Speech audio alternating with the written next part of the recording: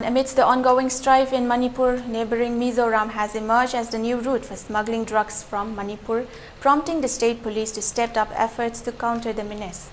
The police action has led to the recovery of drugs worth Rs 60 crore and arrest of 2 Myanmar nationals within a week, according to officials. More than 180 people have been killed and several hundreds injured since ethnic violence broke out in Manipur on May 3rd, when a tribal solidarity march was organized in the hill districts to protest against the majority Meitei community's demand for scheduled tribe status. As efforts are on to control the ethnic unrest in Manipur, drug cartels are looking to make Mizoram the new route for smuggling drugs from Myanmar, the official said.